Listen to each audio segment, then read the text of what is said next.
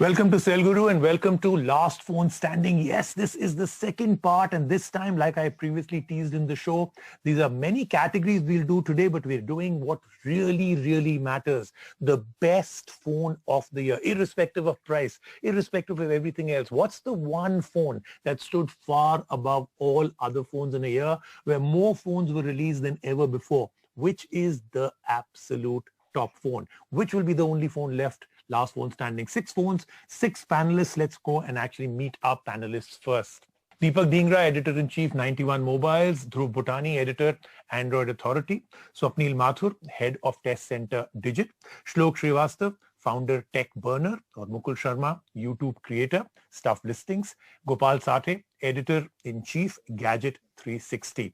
तो ये हैं हमारे 6 पैनलिस्ट. कौन से phones हैं? Which are the 6 phones that are up and are actually in for contention? Let's take a look. Best phone of the year 2020. Contenders for the last phone standing 2020 are Samsung Galaxy Note 20 Ultra, OnePlus 8 Pro, iPhone 12 Pro Max, Asus ROG Phone 3, Motorola Moto Razr 5G, Samsung Galaxy Z Fold 2. Let's start off with the first phone that is being represented out here, a phone that really every year in this series makes it in our best phones, the Note series from Samsung, the Samsung Note 20 Ultra. Telling us all about it is Shlok. Yeah, just like Rajiv said, it is a consistent. It has always been up there, the Note 20 Ultra, whether it's the S Pen, whether it's the processor, whether it's the specs. This phone maxes out on everything. It also has like additional features which are added this year, which they're useful and they're functional. You can connect it to your TV wirelessly and use it as a computer. I can bet you no other smartphone in the world can do that right now. There's things like the camera which just works. It takes the best photos right now on any smartphone. The battery life, although on paper it might seem like 4500 mAh, but when you run it, you turn on the battery saver and it can go for a week without breaking a sweat. So definitely a big contender for the best traction. Absolutely. Thank you so much for talking to us about it and why you think it's the best. Shlok, there are 2 questions which I need to ask you. First thing is, when we talk about flagship smartphones, and as you very rightly said, there are a lot of things going on in the Note 20 Ultra's favor. But here we cannot, use that 120 Hertz refresh rate wala display with the QHD plus resolution. So Samsung kind of restricts us to do that. And the second thing is, the fact that Samsung launches smartphones in India with an Exynos processor and people have a perception about it. I kind of felt that, the Samsung, this year's Note flagship could not, make that mark, which it usually does. So what's your take about it? Samsung is not about like fixing all the small details. It's more about the experience that you get using the smartphone, in which Samsung definitely excels in pretty much everything. You won't even notice the 120 Hertz or the Quad HD display if you're not like a Pixel people. For most of the people who buy a smartphone at this price, they just need a phone that works really well. All right. Dhruv, you're up. Hi, Shlok. So first of all, the Note is certainly not the only phone which can do, which can project onto a display or onto a separate screen and have a desktop mode. It isn't. But building off on Mukul's questions, all the arguments that you make that it's an experience which is being sold makes a lot of sense, except that this phone costs 1 lakh rupees. You, on one hand, you're saying that, it's maxing out on all that you can do, but you're not maxing out. You cannot get both resolution and the full refresh rate. And Exynos, it's not even just a perception issue. The Exynos processor is inferior to the Snapdragon processor, which Samsung uses in the US. And it's not as if you're saving any money. Now, if this was a 60,000 rupee phone, I totally understand that. But this phone costs 1 lakh rupees. It heats up while charging. It heats up while using the camera. It heats up while gaming. I don't know how is that an okay experience.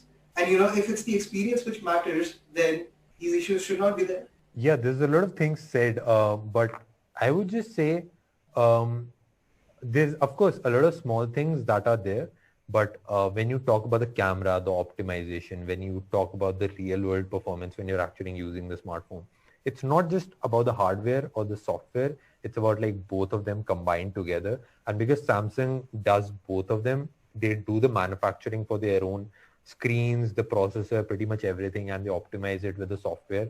So with the One UI experience, the experience that you get is still the best. Of course, there are some backdrops or some things that you can talk about, like the screen does not work in the full resolution, but I doubt anyone would be still using it in those specifications. But like I'm personally using it as a daily, and it didn't have any problems on me. So I would still consider it as the best smartphone right now. Great, Shlok. Thank you so much. Very well presented. Let's move on now to the next phone. A company and a brand that truly has made people in India understand what branding and marketing can be all about. Let's find out from Dhruv Bhatani why he thinks the OnePlus 8 Pro is the best phone of the year. So yeah, Rajiv, I mean, the OnePlus 8 Pro is as much of a flagship as most other phones in this list. I mean, every phone has some compromise or the other, as we've discussed so far. I think the only real compromise that the OnePlus 8 Pro has is that the cameras are good, but not as good as everything else on the market.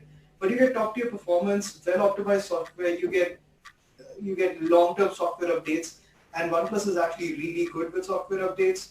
You get really fast charging. You get really fast wireless charging. You get an IP68 rating. You get everything, and you don't get any ads, and you get it for a price which is lower than everything else on this list. That makes it a pretty damn good deal to me. So I think that makes it one of the best phones that you can buy right now. Okay, first let's start off with Mukul. So Dhruv, yeah, OnePlus 8 Pro is good, but why not the OnePlus 8T? Like, it's got better charging, I believe. And the other thing is, it is one of the best smartphones, you said, but can we actually call the 8 Pro the best smartphone or the best flagship smartphone, given the camera, as you said very rightly, is not, up to the mark. So there are a lot of smartphones in the market which probably have better camera, and even displays, I believe, are better in some other smartphones. So can we actually call the OnePlus 8 Pro the best flagship smartphone this year? Okay, so that's a very interesting and a very debatable question. Every phone has a compromise, and it really comes down to what factors are you judging it on. But as a product, yes, it is absolutely one of the best. Possibly not the most innovative. And you mentioned the 8T. So, I mean, the 8T and the 8 Pro are not really the same category, so to speak. There is a price difference. More than that, you get some value adds like wireless charging. You get an IP68 rating, which the 8T doesn't have. Sure, the 8T has faster charging, but 30 watts is more than enough, and the phone actually lasts you a full day.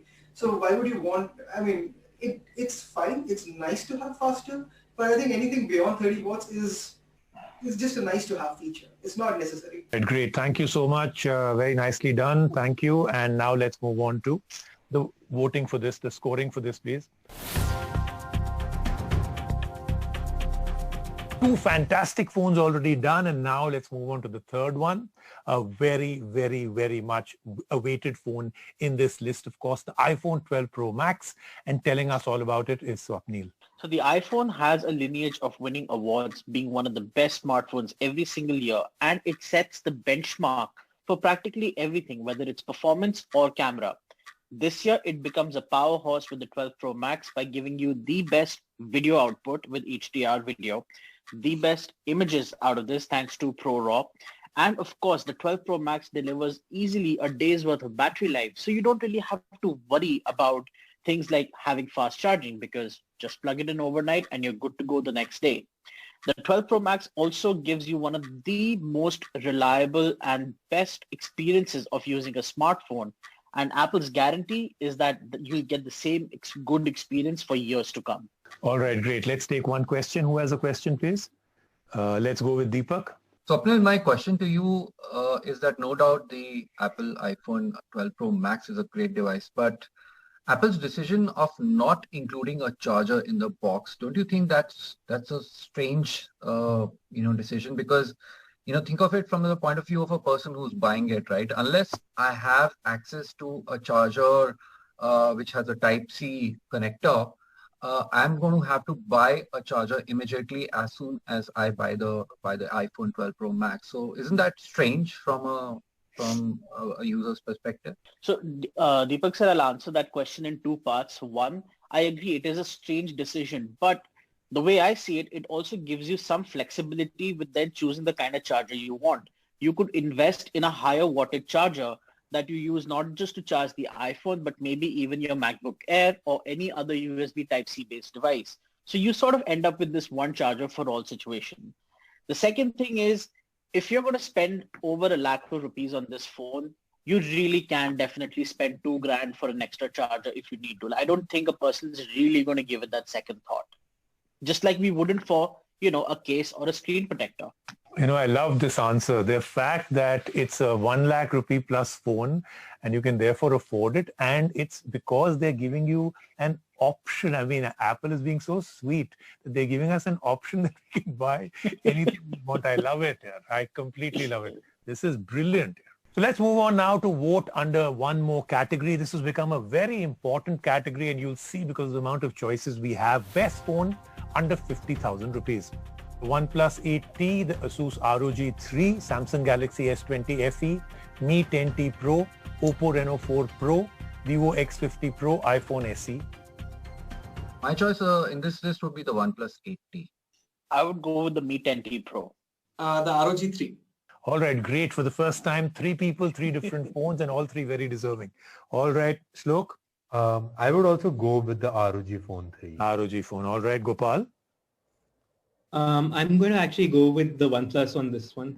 I'm going to go for the Galaxy S20 FE. Okay, so I'm going to go with the Asus ROG Phone 3, so that makes it 3 for that. So great voting out there for great phones, and like I said, the choices here are quite incredible. 2 winners out here. The first one is the Asus ROG 3, and the second is, of course, the OnePlus 8T. Fantastic, fantastic category, and I'm sure this is only going to grow next year.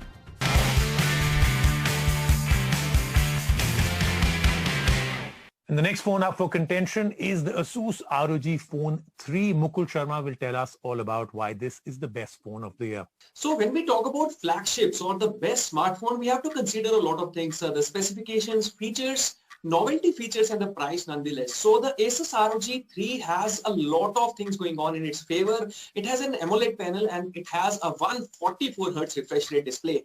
Corning Gorilla Glass 6 protection, Android 10, which is kind of near to stock only. Qualcomm Snapdragon 865 plus processor, 5G hai, and on top of that, it is the current flagship processor in the market. It has a beefy 6000 mAh battery, 30 watts fast charging, and then comes the the novelty features. It has air triggers, it has a dual USB charging port, and all those accessories which the ROG 3 bundles with make it a very good smartphone. And I would call it the best flagship because it costs just around 50K in India.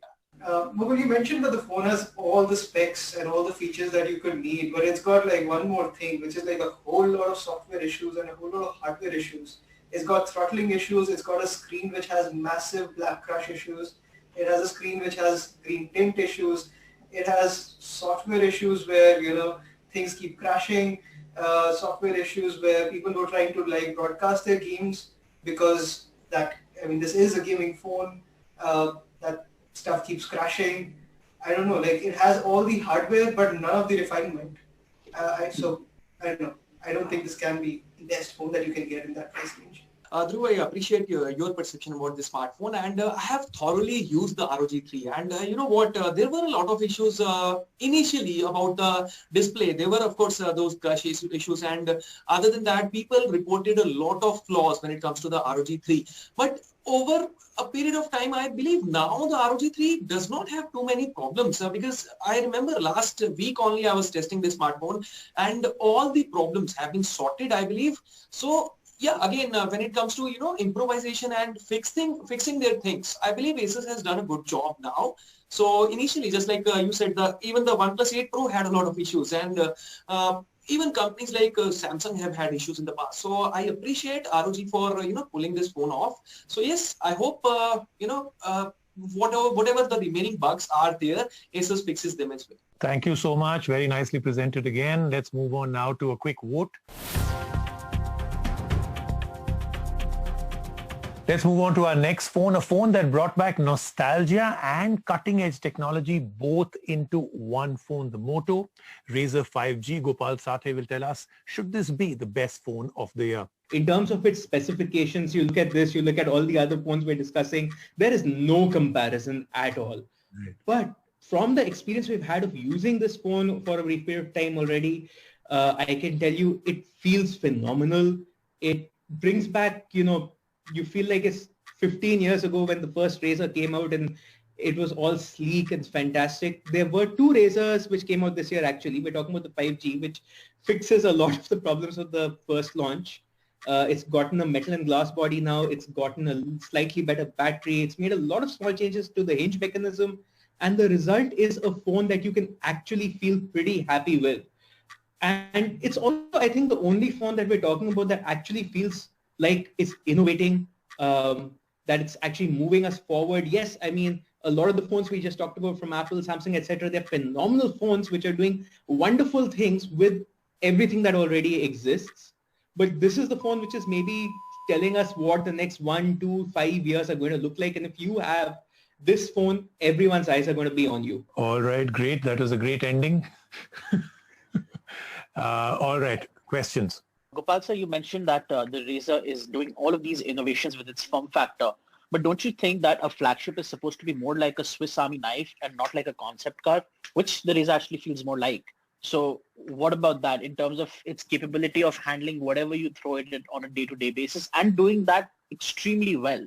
I think, that's a wonderful analogy, and I'm glad you brought it up. The other flagships are like a Mercedes or a BMW, it's very nice and cool. And this one is the Tesla Roadster. Now it's up to you to decide what is actually cooler. And now let's move on to a phone that when it came out literally was called Unfolding the Future. This is the Samsung Fold.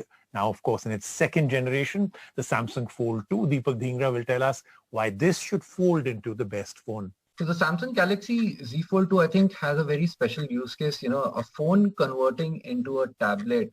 And that is something that is a lot of people will appreciate, especially in these times when we are spending a lot of time indoors and in the work from home scenario. You need devices that take up more responsibilities, right? So one device that serves you your entertainment, one device that gives you the flexibility of doing more, whether it's gaming, watching videos, video calls, and your regular phone calls and instant messengers. All of that wrapped up in a second generation foldable, which is cutting edge, which is innovative, has the flagship specs. And to tell you the truth, it's not really that expensive, right? At 1.5 lakh, in fact, the top end variant of the iPhone 12 Pro Max is priced higher than that. So I think overall, it's a great device in terms of the package that it delivers. Second generation, as I said, a lot of rough edges have been ironed out, and it gives you a package which just stands out from the rest in a major way. All right. Okay. I think that's very, very well put.